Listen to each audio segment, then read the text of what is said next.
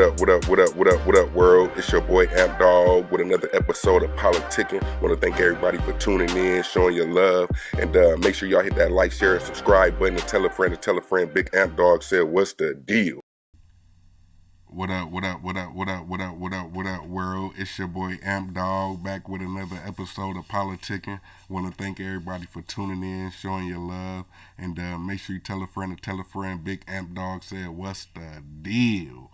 And today, I need y'all to hit that like, share, subscribe button one time for your boy. But today, we got to talk about this artist. I remember this hit, man. Watch me watch me nay. I remember that hit, man. Yeah, Silento. His real name is Ricky Lamar Hawk, 27-year-old. He was just sentenced to 30 years in prison after pleading guilty to charges related to the unaliving of his cousin in 2021. Um, It says that Ricky Lamar Hawk pleaded guilty but mentally ill Wednesday to voluntary manslaughter and other charges in the shooting death of a 34-year-old cousin. Hawk also pleaded guilty to aggravated assault, possessing a gun while committing a crime, and concealing the death of another. A murder charge was dropped as a part of the plea deal.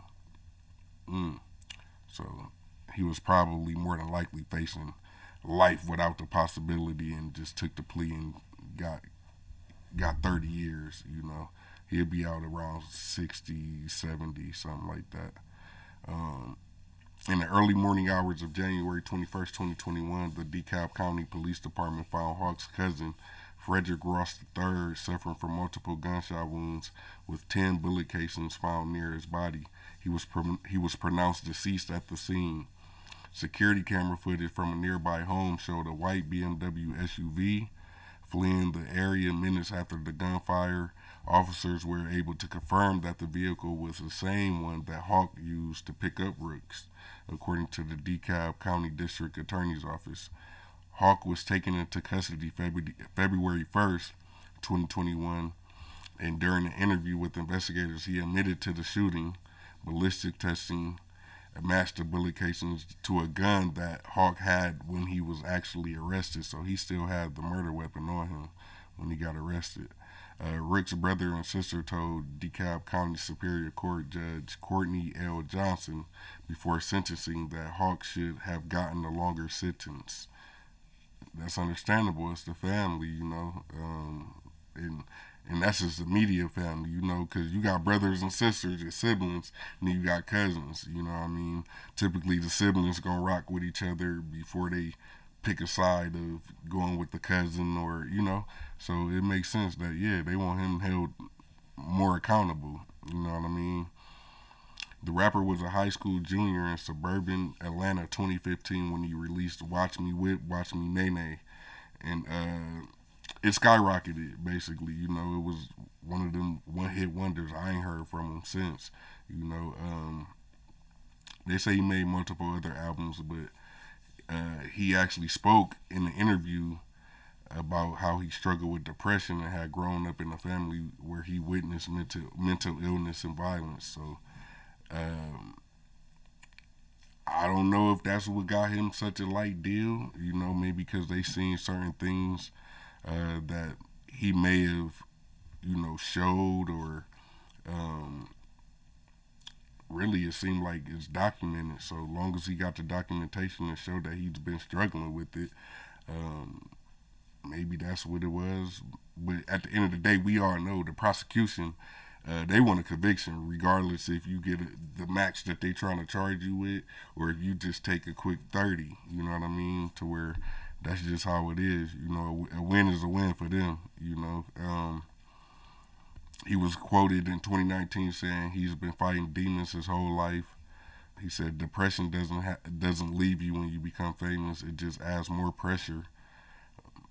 So I could understand not making excuses for him because he deserves exactly what he gets for his actions, because I'm sure whatever the situation may have been, it shouldn't have warranted in the loss of your cousin or anybody. The cousin just makes it more intensified as far as like, whoa, like you're tripping, you know. But we don't know the situation that actually transpired or took place. But they say also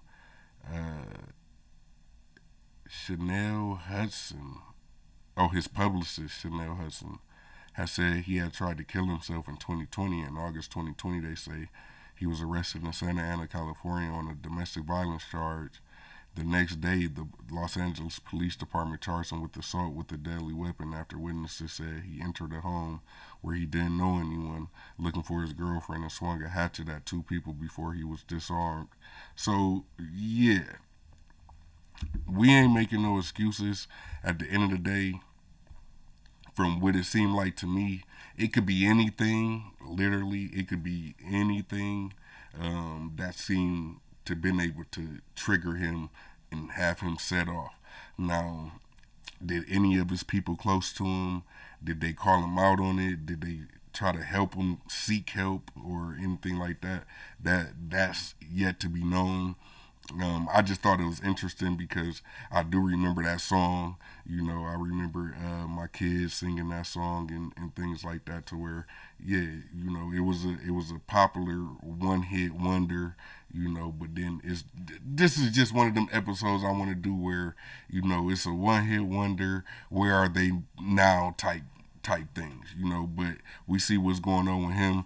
Rest in peace to the victim, his cousin Frederick Brooks, I believe. But yeah, man, rest in peace to the victim, nonetheless, you know. And yeah, man, y'all let me know what y'all think in the comments.